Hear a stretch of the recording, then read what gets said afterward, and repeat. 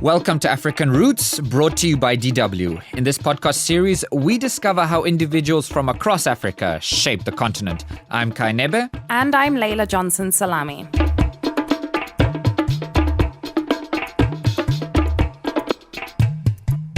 Laila, who is the wealthiest person on earth today? Anyone who can afford to bid to buy Twitter and prepare to send the first humans to Mars and back to the moon. So definitely Elon Musk. Well, that is definitely a good point, and I guess nowadays no one would really argue about that. But what if I told you there was once a guy who was so rich that he caused the price of gold to crash? I would say you are hallucinating, Kai. Well, okay.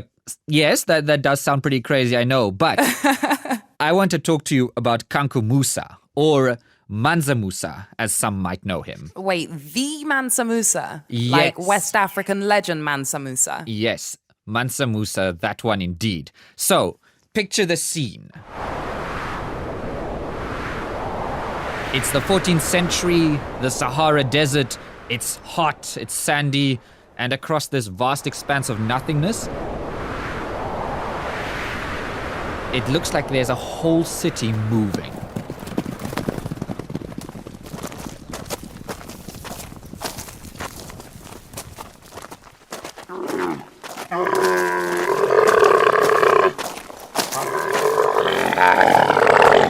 Okay, yeah, you've got me there. I mean, how can a city physically move? Well, okay, look, it's not quite a city. It's more actually a caravan of about 60,000 people, including 12,000 servants and slaves. But there are also heralds dressed in fine silk who are carrying gold sticks.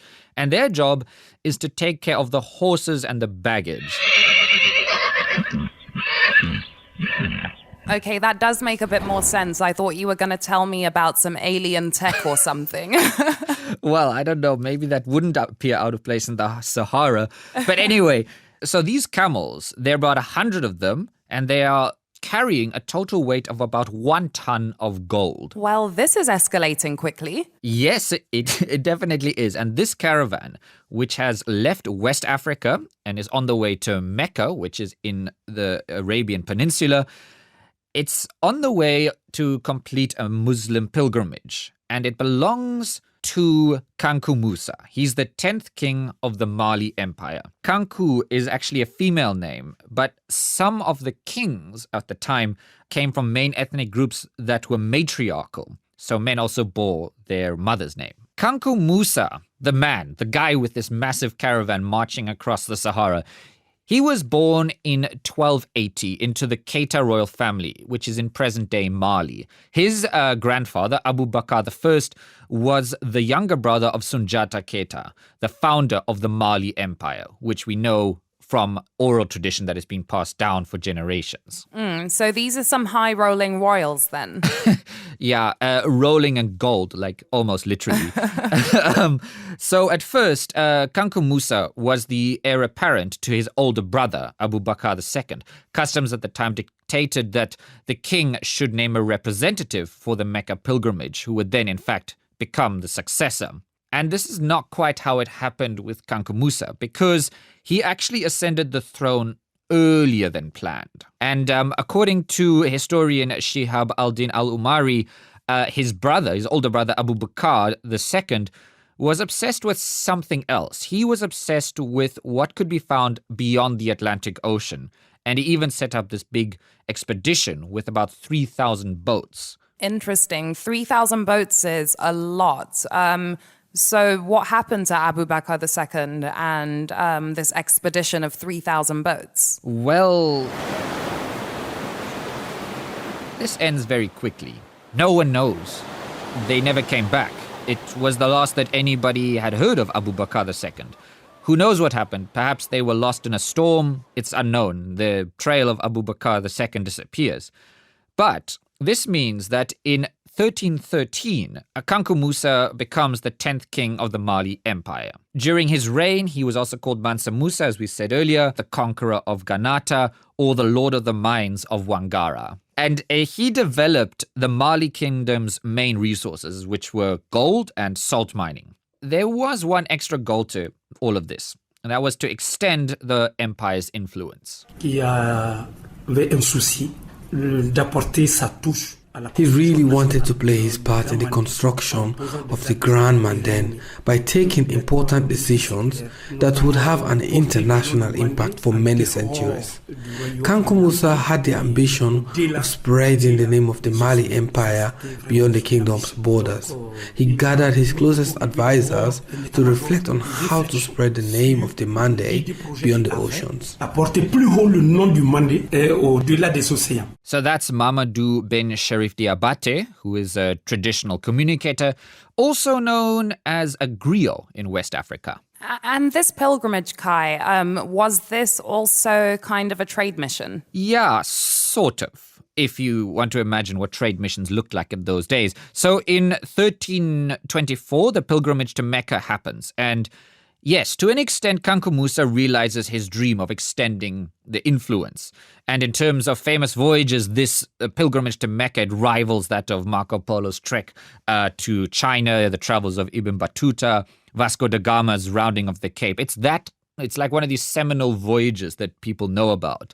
And this monumental odyssey actually made Kanku Musa famous, not just in West Africa, but also in the Middle East. It's so interesting because when you just try to picture it in your head, this entire city moving across this vast landscape of desert, it's phenomenal. And it seems like such a chore now, Yes. I must say, with planes and easier ways to travel. I mean, I can't imagine us walking across the entire length of the Sahara.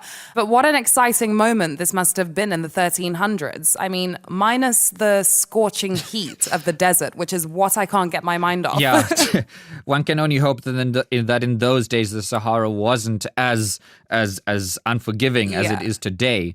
And it was probably also still very difficult to cross the Sahara, and that also explains why there was relatively little contact between people from the north to south and also east to west. Of course, the Sahara Desert is pretty much a formidable barrier even today. So from what we know, what was this ambitious journey like for them? Yeah, so after describing how difficult it is, one would wonder, like, why did he actually do this? So Yeah. I think one has to also look at what Kanku Musa did. He was very generous and he gave out some of his riches. The amount of wealth he was carrying, it was also a ploy to spread the wealth of his kingdom and show how wealthy it was. But it wasn't just his wealth that made him stand out. It was also his attitude. In Cairo, for instance, Kanku Musa refused to kneel down before the Sultan An-Ansir Muhammad al-Kalaun because he would only kneel before Allah. Cairo in those days was a very, very important city, not just for the region, but in the whole world. Well, I guess you don't compromise your beliefs. Power move. Certainly a power move. But according to researcher El Muluhud Yatara, Kanku Musa's trip, his stay in Cairo and his pilgrimage to Mecca all had a significant impact on the region's economy. His pilgrimage to Mecca with his procession who brought gold actually changed the exchange rate of the Egyptian money and disrupted the world markets. And so people wondered, where does that man who has all that gold come from? The answer was, he's an emperor. He's the king of Mali. That is why Mali appears on the pages of some ancient manuscripts. Thanks to Kanku Musa's pilgrimage, Mali became well known at the international level. When Moroccan explorer Ibn Battuta visited Mali during the reign of Musa, he wrote that there was such a quantity of gold in Timbuktu that horses were tied with gold bars. Il a remarqué, il a même écrit que tellement qu'il y avait de l'or qu'on attachait les chevaux avec des barres d'or. So for many, this odyssey would have been, the crowning glory. But for Kanku Musa, it was just a phase. When he returned from his pilgrimage in 1325, Kanku Musa started spectacular construction works which still stand today. And thanks to his significant wealth and his Islamic religious background, Kanku Musa had mosques, madrasas, and royal palaces built in Timbuktu and Gao. The Jingurebe Mosque is very famous, but the Sankore Madrasa in Timbuktu remains perhaps his most magnificent piece of architecture that still remains. I mean, it's huge, to be honest. You know, this man literally put Mali on the map at an international level that was unknown before what we know of Mansa Musa. But what I find quite interesting is Timbuktu today, Kai, quite an outpost in Mali, and it's sad given this history. Certainly, perhaps Mali and Timbuktu are not the empires or the places of the centers they used to be. But at the time, Timbuktu had theological universities which enabled a fertile cultural exchange between Mali and other Arab countries. Malian students, for example, went to perfect their education in Egypt and Morocco, while some Egyptian and Moroccan scholars actually came to the Mali kingdom to study at the Sankore Madrasa. And Timbuktu was really a center of excellence for Islamic culture in West Africa, which before that had been relatively unknown. And you know, it's amazing that Kanku Musa's legacy has lived on for so long. But how did all of this end? So you mean his reign or when he died? To be honest, whichever came first. Well, I wish I knew that. It's not as straightforward to say that. A lot we have to rely on oral tradition, but some sources say that Kanku Musa died in 1325 already after his pilgrimage to Mecca. Others mention 1332. Historian Ibn Khaldun is certain Kanku Musa was still alive in 1337 during the siege of Tlemcen by the Marinids. He had apparently sent a message of congratulations to the Berber Sultan at the time. So, I mean, Kanku Musa's legacy put the Mali kingdom on the map and opened a new era of trans-Saharan trade and travel. I mean, at least that's the impression that we get. Yes, and one thing all historians agree on about the reign of Kanku Musa is that it's really also the golden age of the Mali Empire. But while we don't know really what life was like under Kanku Musa, I mean, there are certain things like slavery was widely practiced for sure, and his kingdom was ruled by a royal family. He certainly expanded Islamic influence in West Africa, but significantly also changed perceptions of what people in the Middle East and also as far as Europe thought of Africans and the wealth that was possibly behind the Sahara Desert. When we come back, we meet a divine African queen who went on a journey in search of knowledge.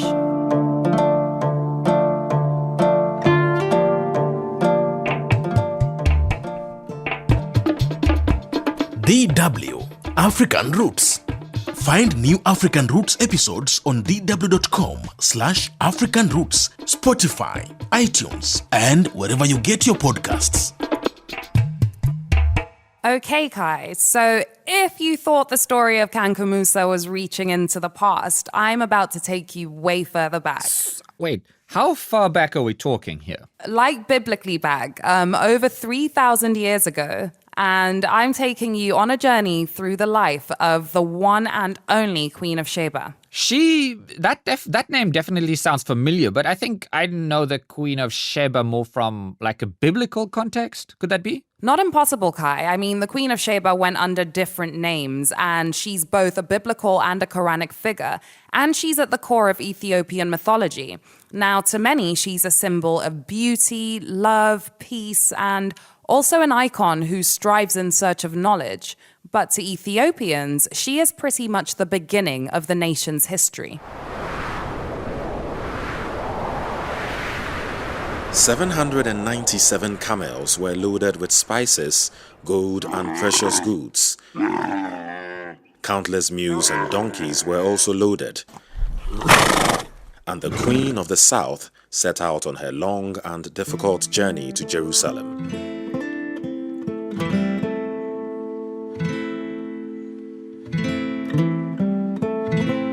So, Kai, a lot of this is recorded legend, but to this day, it still holds sway. The mighty and beautiful Queen of Sheba takes on a perilous journey through the desert in order to meet a king whose wisdom reverberates far beyond his own territory. So, which king are we talking about now? Okay, so we're talking about King Solomon, and the strength of the Queen's encounter is only underlined by the fact that it's recounted in numerous traditions.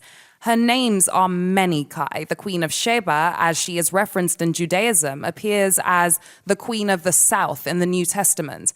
Bilqis in the Quran, and Ethiopian writers call her Makeda. And that's in their oldest book that's known as the Kebre Nagast, or in translation to English, that means Glory of the Kings. Wow. So, she at that stage must have been a very important figure in that region. Absolutely. I mean, look at the references to her across so many different religions and traditions, you know.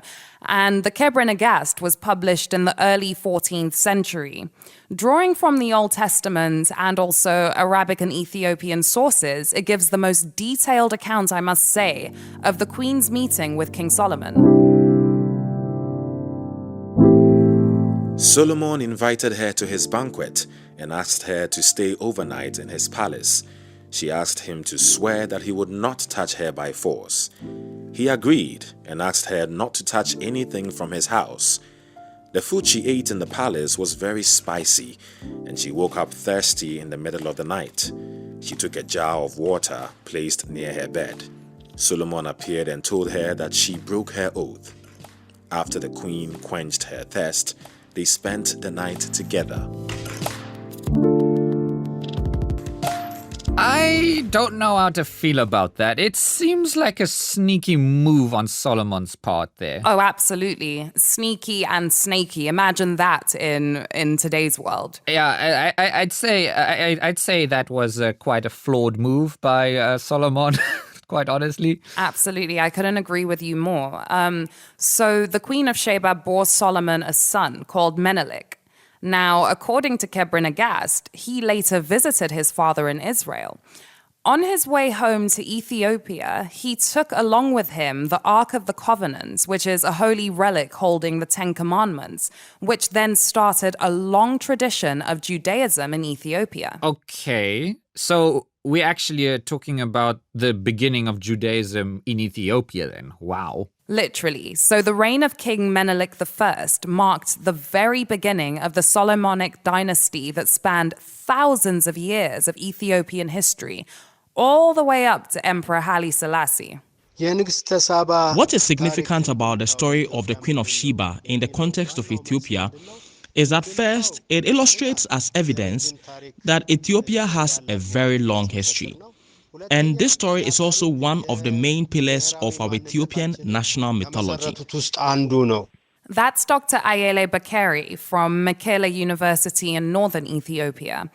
Now, Kai, the Queen's origin is actually very contested, as I'm sure you can imagine. The name Sheba is often understood as a reference to the important Arabian kingdom of Saba, which is in present-day Yemen, and not Ethiopia. But I'm going to let Dr. Sergu Gelau from the Addis Ababa University explain this to you just a little better. Saba's origin is so controversial. Yemenis claim her as theirs. Ethiopians do the same but strongly argue that they retain Sab's story in their tradition and religion. They say, here is Saba's palace. The Ark of the Covenant she brought with or was brought by her son. Here is our religion. Laila, I'm just a bit confused myself here. So, if there is so much sort of uncertainty about the origins of the Queen of Sheba, why is she so important specifically to Ethiopians? Well, for starters, some Ethiopians refer to Queen Sheba as Makeda, and definitely claim her as one of their own. I mean, for proof, they point to ancient ruins in the town of Aksum, which is in northern Ethiopia. And not just these ruins, but also this chest that's preserved there. And just think about it. This is a chest that's been preserved there for thousands of years. And one thing's for sure here, Kai. The Queen of Sheba had this aura about her, and her story has won many hearts around the world. It becomes clear when you talk to people like Ayele Bekeri. People around the world are affected by this story, and that is why they express their appreciation in different ways. Say it in paintings, poetry, sculpture, or other means. This is because of the nature of the story. It's all about love, unity, friendship, and the thirst of knowledge. And these are what everyone seeks. The story simply draws a lot of attention. So, is the Queen of Sheba's legacy still relevant on a political level in Ethiopia, Laila? Well, when Emperor Haile Selassie was toppled back in 1974, the Queen of Sheba's direct line to the leadership of Ethiopia had ended. 3,000 years of the Solomonic dynasty in Ethiopia finished, but the story of the Queen of Sheba, or Makeda as she's called at home, is still very much alive today, and it's still a very important tenet for the state of Ethiopia. When you put it like that, and I'm just thinking about the pair of characters we've actually talked about today, the Queen of Sheba and Kanku Musa. I guess both, they have these amazing stories of undertaking journeys to broaden their own horizons. I mean, for Kanku Musa, it was trade and religion. Absolutely, this quest for exposure, and for the Queen of Sheba, her journey started a religious empire that transcended religion. And Kai, while both personalities are shrouded in myth, their legacies are not forgotten, neither physically or in the national myths of Mali or Ethiopia.